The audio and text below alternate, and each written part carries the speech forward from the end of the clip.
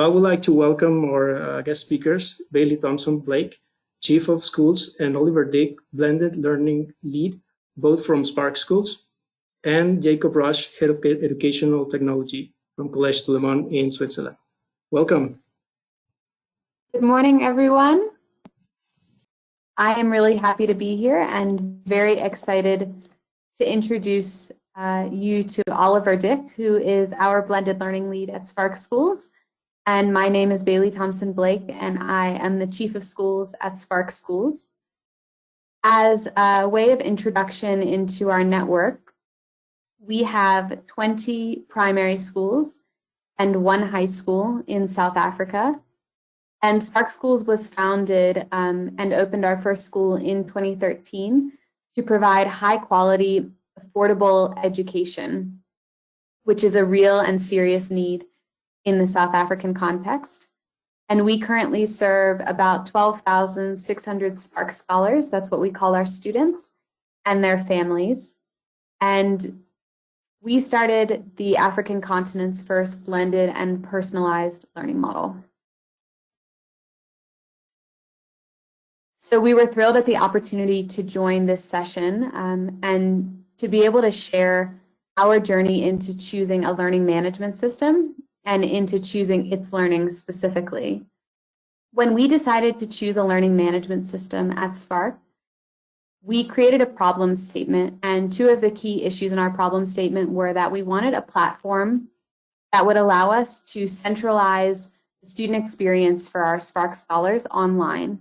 We have a multitude of different programs that we use and have used over the years, and what we're seeking is really a single source as a platform for our scholars when they log in at school or at home, that they have one place where they can go for all the information and engaging content that they need. And we wanted to choose an LMS that would be a tool to leverage personalization and to continuously improve our ability to differentiate and individualize as part of our blended and personalized learning model.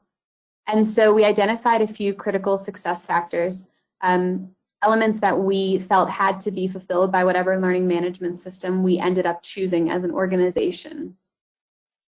The first is that we wanted the learning management system that we chose to be cloud-based and compatible with our existing hardware and systems infrastructure at Spark. We use Google Chromebooks for both our staff and our scholars, and essentially all the programs that we use are cloud-based. So we needed a learning management system that would fulfill those requirements as well. We also wanted a learning management system that would allow us to intervene on an individualized basis with our scholars, of course, from an academic perspective, but also with our educators. So we were looking for a learning management system that would serve not only as the platform of choice for our scholars, but also would allow us to provide great professional development and resources to our teachers across our network. And then finally, we absolutely had to have a learning management system that was already built for scale and proven at scale with proof of impact. And this is because we embarked upon the selection of a learning management system pretty late into the development of our network when we already had about 10,000 scholars. And so as a result, we needed to be able to work with an organization that would be excellent partners in implementing at scale with a product that we knew could manage the scale of our network. So I'd like to hand over to Oliver now to talk about why, with all of this in mind, we chose itslearning. Good day, everyone, and I hope wherever you are in the world, you are keeping safe. So with the track record of implementation at scale, because Spark Schools expands quite rapidly, we had to ensure that there was stability for the numbers that we would exceed at a specific age. Our business is very critical to scale, so we had to ensure that the LMS could be appropriate at all given times when choosing the right service provider.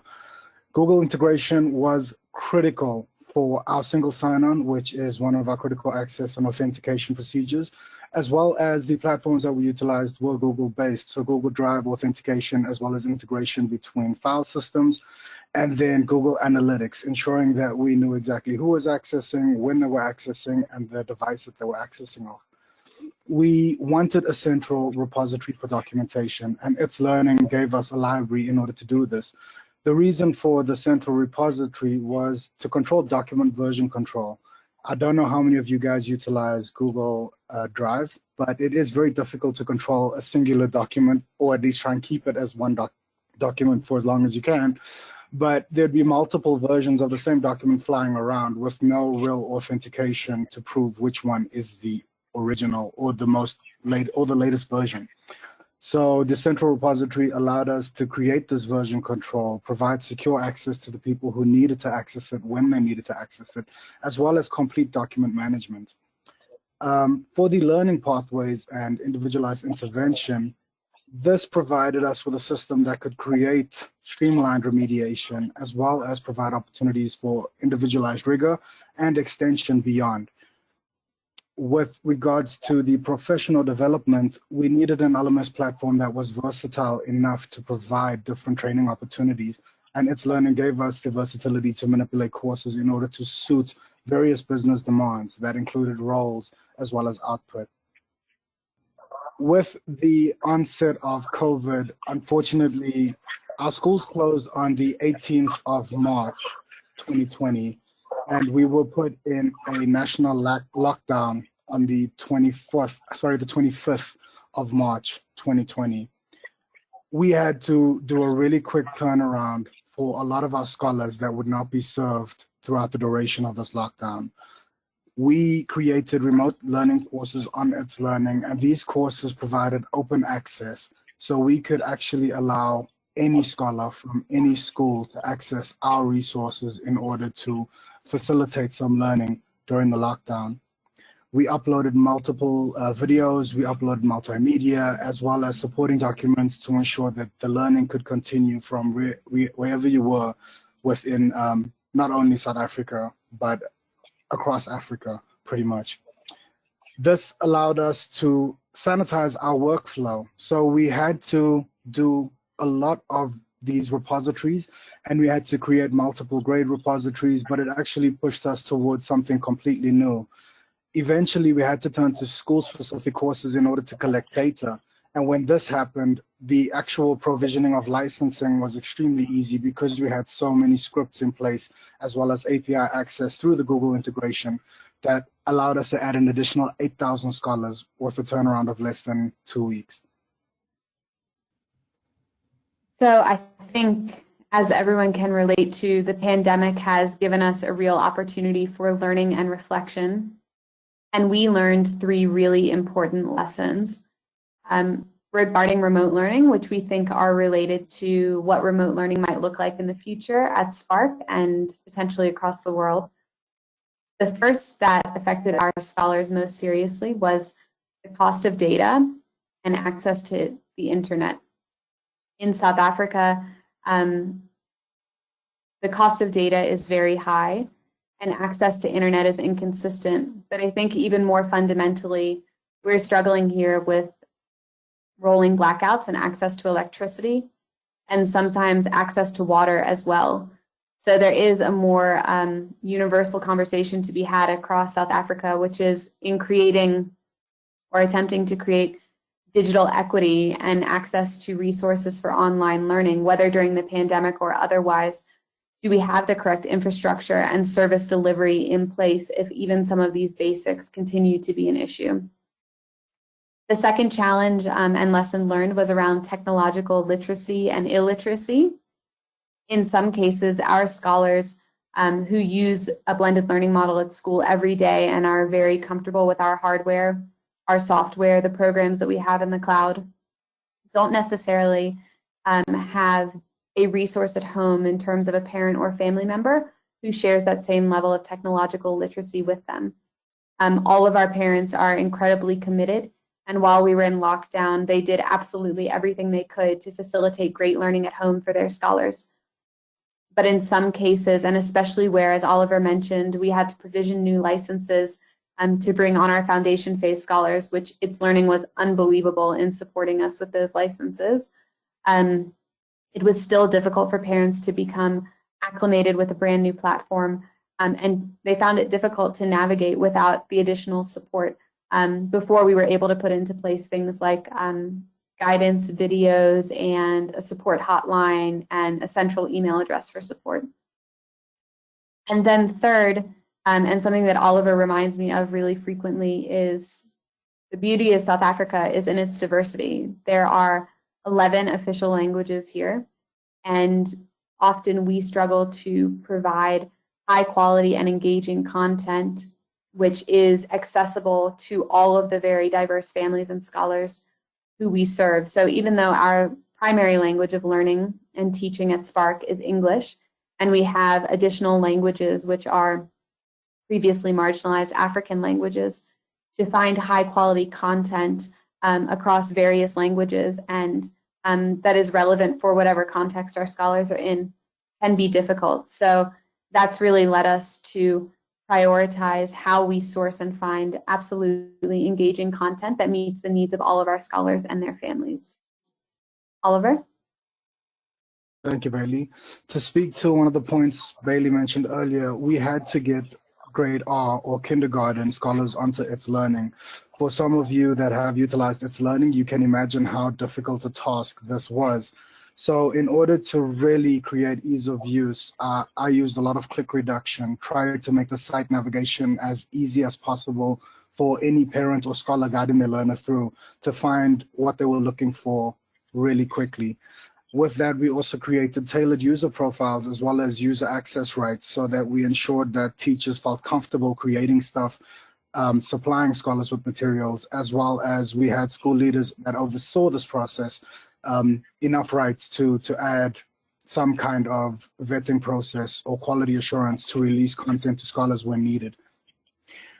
With the unified platform for scholars and parents, we also attempted to have homework placed onto the LMS, and the homework came along with instructions and any additional resources for extension or remediation.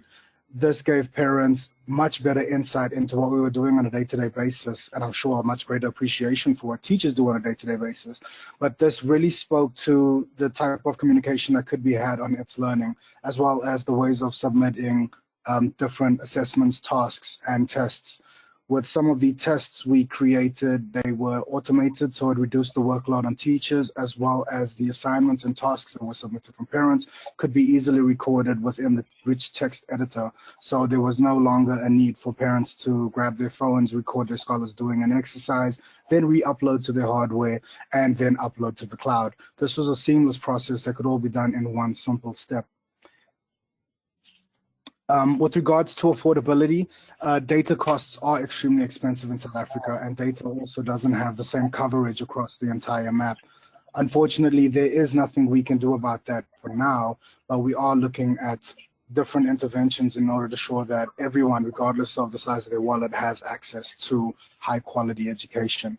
From the data and personalization perspective, we try as much as possible to look at the data and make informed decisions based off what is being told to us and how we can collect more data in order to improve the next stepping point for our scholars as individuals. And I think overall, I would just add that we have been really blown away by the partnership and support of itslearning during this time. We felt like we were in a position to pivot quickly in terms of remote learning, not just because we had many of our scholars already enrolled on itslearning, but because we had the support and partnership of various team members across itslearning who were available really night and day and across time zones to assist us in supporting. And in many ways, I think making this pivot during the pandemic has helped us to see some of the opportunities that we have to maximize itslearning as our platform of choice in the future. It certainly moved us along on various features in itslearning that we were maybe making use of in part, but really will be moving toward using as a whole consistently and maximizing our use in the new year. So, Oliver, you want to tell them what this is? Oh, yes. So I have the honor of controlling all courses and creating all courses within Spark Schools. we've created a lot of courses. Prior to the pandemic, we had roughly about 160 courses. During the pandemic, that increased by double. And as scholars return back to school, we have over 480 courses available at any given time, specifically for grades, specific subject dedications, as well as a couple of test courses that we're currently piloting on how to get the best workflow, reduce clicks, etc. Pretty much a very stable testing environment for myself and other colleagues, but we have gone to scale in ways, definitely in ways. Yeah, so I hope this shows we're all in, and we know that itslearning was the right LMS partner for us. And now I'm very excited to hand over to Jacob from Collège du Léman to speak to us about his school's experience as well.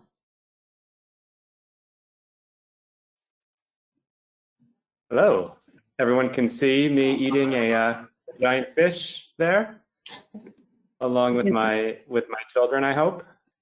Before the session, we were talking about what kind of fish this actually was. So if you know what kind of fish that is, maybe you could drop it in the chat, and itslearning might give you a prize or something. I don't know, but this is actually a photo from our first and last Scandinavian-themed lunch at my school, CDL, in Switzerland. And the other photo is my children in what's called a Nordic tub. We were in France, and they had a Nordic tub, and it made me think about itslearning even in the middle of the summer. That is the picture there, but it kind of centers me on itslearning and just the company in general. And one of the things that impressed me initially about itslearning is it's really focused on K12 education, whereas a lot of the other providers we were looking at were more university-centered. I thought this had the look and feel to work in a K12 setting, and I think I was right. And also, I noticed it was a pedagogically focused company. Before we even started using itslearning, I was doing professional development in blended learning, and I was actually using some articles published by itslearning about blended learning. And at that time, I didn't even know itslearning was an LMS. So then, when I was approached to do a demo, I agreed because I knew it was pedagogically focused, and the people I talked to at itslearning really understand teaching at my school's level. So that was also really impressive. So when I'm introducing teachers to itslearning, I start there. I start with the pedagogy because I think that's important. So this is what I want to go through quickly: our pedagogical approach to learning at CDL, our organization of digital resources and why itslearning fits with that, our vision for itslearning, our first steps. We started with itslearning last September, so we're just over a year of using itslearning, but it seems like a lot longer than that in a good way, where we're currently at, and then moving forward, what our plans are. This is a little bit about me. I started teaching, as an English teacher and literacy teacher in Minneapolis, Minnesota. So this is my first ID from 2008, 2009, and if you get right in there and look, you'll see that I look a lot younger. And then in 2009, 2010, I moved schools within Minnesota. And then in 2010, I moved to the United Kingdom, and I started working at an international school near London. And then in 2015, I moved to Switzerland to take on this role as the head of educational technology in Switzerland. So that's just a little bit about me. So my background is very much in education, but through this time I also taught a lot of technology and led a lot of professional development as well. So we're really focused on blended learning at CDL, and this is our definition of blended learning and how that refers to when a student learns at school and through online delivery with student control over time, place, path, or pace. And we were doing this before the pandemic. Really what I say blended learning for us is the best of online and face-to-face instruction. So it's not about kids connected to computers all the time with headphones on. It's kids doing really great hands-on learning in class, but then also having online learning as well to support the hands-on. we came up with a blended learning framework. And when we were looking to partner with LMS, we were looking at this. This is our framework, and we wanted our LMS to also mirror these values. We wanted to have online resources that we could vary by type. We wanted them to be interactive. We wanted them available all the time. Our lesson design and activities, we wanted it for both online and face-to-face learning. We wanted to be able to incorporate differentiation. We wanted a variety of technology tools. So we wanted our service provider to be able to connect a multitude of interactive tools. And then we wanted online interaction as well. So these were really important to us when looking for a provider. And then feedback and assessment. We wanted to be able to give kids good feedback on their learning. And we wanted to be able to design a variety of assessments, and we wanted students to be able to self-assess and also peer assess, which are also two things you can do right inside itslearning. So this was kind of our criteria based on the way we wanted to teach. And itslearning, when we went through itslearning, we were able to meet those requirements by using the itslearning platform. So this is something I show to teachers about blended learning, and I don't want to spend too long on this, but this is what we really believe, that it's probably blended learning if you're doing these things. So if students have a choice of activity, if there's communication between the students and the teacher outside of class time using digital tools. So can you keep that communication going outside of class? Group work is a good sign of blended learning. Are students working together in flexible groupings? And then not only are you using technology, but are you using technology to collect data on student progress? There's a lot of fun online things students can do, but unless you're collecting information on the student performance, is it really valuable to have the student do that online activity?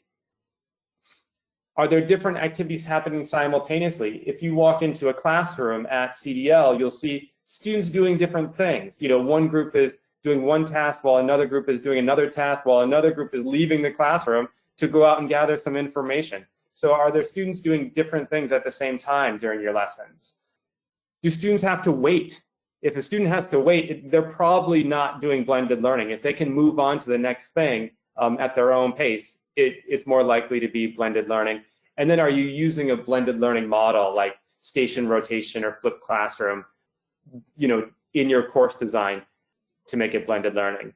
And then are the teacher, when you look at the teacher, is the teacher standing in front, giving a lecture, writing on the board, or are they circulating around the room talking to small groups or individual students about their progress? So we say, you know, if you're doing some of these things, you're probably doing blended learning. I think this is especially important now when you hear the term blended learning used all over the place. It's really hard to figure out, what is this blended learning? So I find that's effective when sharing with teachers about what blended learning is. I also find this just as effective. It's probably not blended learning if, and I don't need to go through all of these, but you can see, you know, if students are waiting for their peers to finish, they're probably not doing blended learning. If all the students are doing the exact same activity at the exact same time, it's probably not blended learning. If students are copying from the board, they're probably not doing blended learning. So we find this important just to really explain, you know, what we want from teachers. So the question is, what do we want from LMS? You know, how does this need to be structured to incorporate blended learning? So we had two problems. We needed a really advanced learning management system that would meet these criteria in the way that we like to teach. Just uploading a PowerPoint presentation to LMS isn't enough for teachers at our school. They need to do more. And because of that, we had a lot of teachers just using different tools and using kind of whatever worked for them because they needed the technology to keep up with their teaching methodology, which was good. It was creating a high quality experience for students in particular areas, but not across the entire school. And what that was doing was leading to a lot of confusion. So before we started with itslearning. I went around and I showed this to people within our school, the leadership, teachers, parents, which was a diagnostic of our digital resources. So itslearning produced this graphic about what they do, and it's about learning, curriculum, professional learning, and personalization. And it got me thinking, what do we do in these different domains? So for learning, we were using Shobi, Moodle, Microsoft Teams, OneNote, iTunes University. Some teachers were using nothing at all. And that was okay, but it was really confusing for the students and the parents and the leadership to figure out where all the digital content was. For curriculum, we're using shared Word documents, shared OneDrive folders, and like Oliver was talking about before, when things are just in a Google folder or Google or a OneDrive folder, the versions get changed, you end up with all these different versions. And it was really confusing for our teachers to keep track of their curriculum. Some teachers were emailing resources back and forth. So when I would work with the teacher on their course or about blended learning, they would have to go into their sent email to find a document or that was a resource that they used, which is really time consuming and very easy for things to get lost. Professional learning, we had different newsletters. We had our blended learning stuff, which was in a Shobi course. We had professional learning teams, which were done through Microsoft Teams. We had shared OneDrive folders, PowerPoint presentations, PDFs, and in OneDrive. So everything was kind of all over the place. Personalization. So this is personalized instruction. We have a great learning support department, and they had student data, but a lot of it was in Microsoft Excel, or it was student surveys that students would take, or teacher surveys. So it was living there. And although it was great information, it wasn't really shared very easily. And then our communication and collaboration across the school. We had bulletins, emails, Shobi discussion, but again, there was no clear place for school-wide communication. But besides the bulletin, which was this very static document that we would send out once a week, where now we use itslearning, and all that information, that school-wide information, is run through itslearning. So what we wanted to do is get as many of these aspects into itslearning as possible to just really provide the school with clarity. So we came up with a vision. These are my children running down a path. We wanted itslearning to be a centralized place for planning courses, sharing digital resources with students and colleagues, tracking assessment records, and communicating with students, colleagues, and parents. And so that's our vision.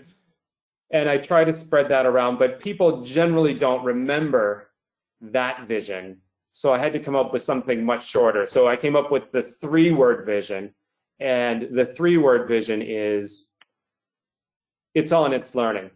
That is our vision. And I hear people saying this around campus. It's on itslearning.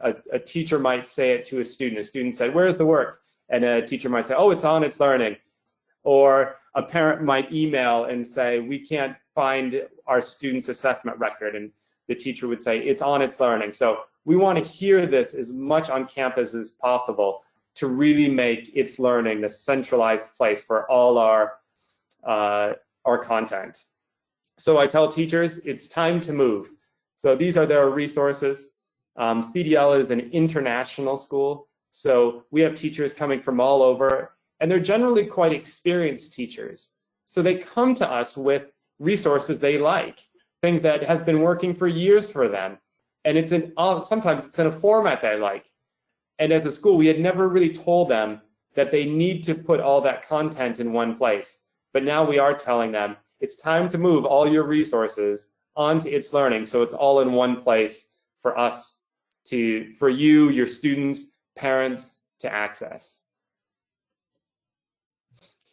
So it was quite daunting to start out using a an LMS for the first time, and teachers were worried that it was going to be a lot of work. So what we told them was, itslearning plans is where we want you to start, and we want you to end with the itslearning gradebook. But in between, go ahead and use whatever you feel comfortable with. So this might be, Shobi, which is a tool, a really good workflow tool that teachers feel very comfortable with. It might be your Kahoot quizzes. It might be a Nearpod. These are all tools that teachers really like and have used. But those need to be indicated in the plan. The plan is your home base. So if you're going to do a Kahoot quiz, in your plan, you need to write or put a link to the Kahoot. And same thing, we don't want all of our resources online. We love projects. So here's a castle project, but those that document that explains what you need to do for your project needs to be in itslearning plans. Same for the gradebook. You need to follow up. So that Kahoot, if you want to record that score, you need to record that score in the itslearning gradebook. That work that students did in Shobi needs to be marked. That final mark needs to be documented in the itslearning gradebook. So starting with itslearning plans and ending with the gradebook, but what you do in between is up to you. So that's where we were at the beginning of last year. Then the pandemic hit, and teachers found, although these tools are great, what really helped them and saved them a lot of time was just to use the itslearning features. So just we went into lockdown in March and we started in September. So just starting and then going into lockdown, teachers really had started to adopt a lot of the itslearning plans, a lot of the itslearning features. They were using assignments. Although Shobi was a great tool to collect work, the feedback wasn't saved in itslearning. And when you grade an assignment in itslearning, it automatically goes into the gradebook, which means if the students did the assignment somewhere else, they would need to, the teacher would need to copy manually the grades in. So this saved them a lot of time just to do itslearning assignments. They found Kahoots are fun, but when you do an itslearning test, the students get immediate feedback, and those grades get documented in the itslearning gradebook, and there's a record of what the students has done. So the students can look back over their past quiz scores and see improvement, which the students really liked and really valued. And although Nearpod is a great tool, if a teacher makes a page, you can build in interactivity right inside itslearning. So teachers have really adopted these three aspects of itslearning, and it saved them a lot of time. So where we're going is teachers have started to create these planning courses.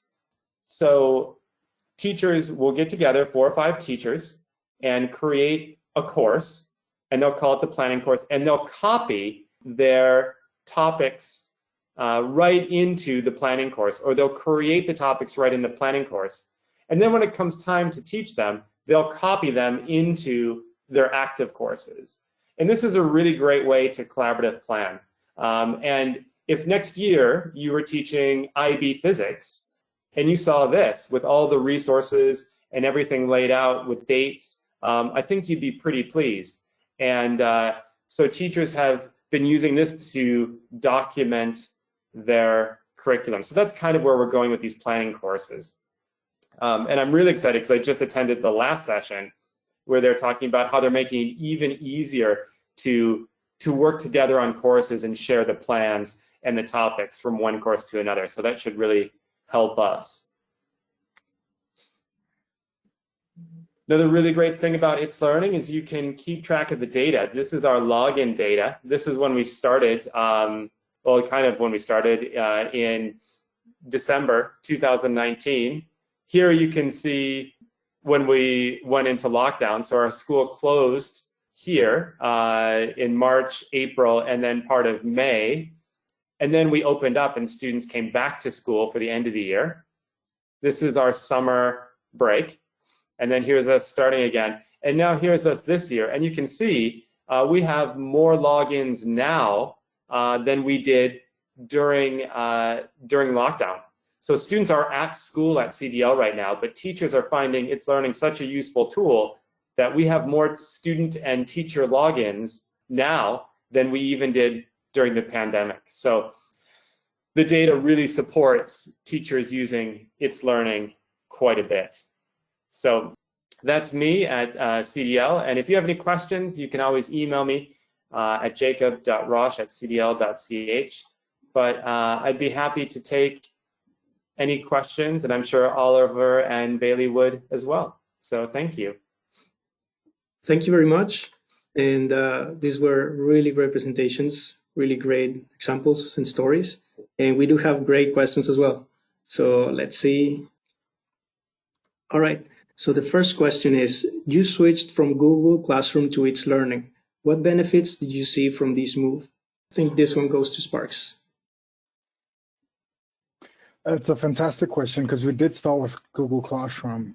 Google Classroom, it was a little messy to begin with, because when you try and pre-populate the classroom with tons of information, if a user was to create something chronologically, that would mean either the stuff you need to start with is at the top or at the bottom. So this left our scholars constantly navigating up and down in order to find what they were looking for, as well as the data. The data is, I won't say extremely poor, but it was very light in Google Classroom. There wasn't much data you could collect around your user statistics as well as completion rates. The number one benefit, and this is hands down the biggest benefit, because we create everything centrally. So our courses are created centrally and shared across to all of our other school sites so that they can have the individualized course for themselves. Google Classroom didn't allow you to copy courses. So these courses had to be created multiple times. You were copying and pasting resources between these courses. And there was a huge element of error that could exist because you might have forgotten to copy a resource, and then there was a test based on this resource. So it became extremely difficult to scale. itslearning, of course, you can copy a template to multiple courses, and it is as easy as a couple of clicks away. Google Classroom was also extremely limited with the amount of rich text you could add. So there were multimedia elements that you would try and add, and the access wasn't as versatile. Also with the whitelisting, because you want to ensure that our scholars are in a safe environment, we whitelisted a lot of sites, particularly for the Chromebook. With itslearning, I whitelist itslearning, and the elements that are loaded into itslearning are pretty much an element in itslearning, and that's the website that they get directed to. With Google Classroom, there'd be broken links because it wasn't provisioned correctly, etc., etc. So from a user perspective, it is a lot cleaner on itslearning, as well as from an administrator perspective, it's much easier to scale. Yeah, and on the scale point, we also we encountered a lot of concerns with how many people could be enrolled in a Google Classroom, for example. So when we were trying to do network-wide courses, we needed to have larger scale, which is available to us in itslearning.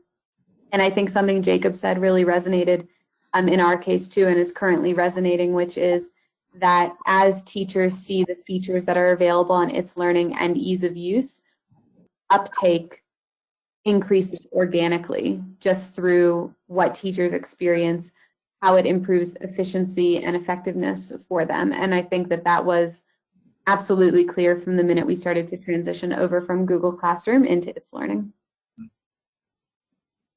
All right, thank you very much. We have another question that says, how would you be able to keep your schools open if you did not have itslearning during the COVID-19 period? So if we didn't have, I remember we had just started lockdown, and last year was our first year with itslearning, and I was just inundated with questions. And when teachers are really using a system, they have a lot of questions about it, and I think that's a good thing. You know, there's things that they want to do that they can't, and that's no slight on the system. It's just because they're really using it and they're really exploring the features. So because of that, I had a lot of questions, and sometimes my answer is like, well, it's just not possible. You can't do that thing. And I've been monitoring the Facebook, and a lot of really good users in there, and some of the things that just aren't possible yet. And that's okay. And sometimes it's my job to tell people that they can't do it yet, but maybe they can in the future. And a teacher had a question about a quiz. They were trying to do something with the quiz, and it wasn't possible. And sometimes I take those things personally because I really want them to have everything, everything working perfectly. And the teacher just took a step back and said, I know this is an issue, but aren't you glad we chose itslearning at the beginning of this year so we were ready to go for the pandemic? And I was like, yes, I'm really glad that we've done that, because like Oliver was saying, Google Classroom and things like that are great, but as a school administrator, you have no oversight. You have no idea what's going on in there. And with something that's scalable like itslearning, I was able to go into people's courses remotely and help them in ways that I couldn't do with another system.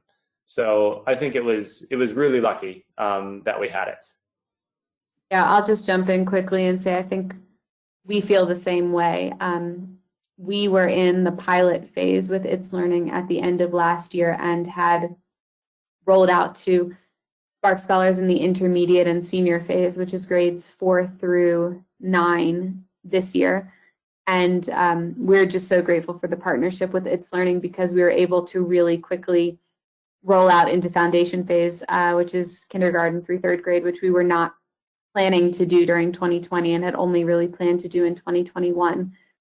With that said, I think there's always a transition period, and we also learned to put various resources onto itslearning.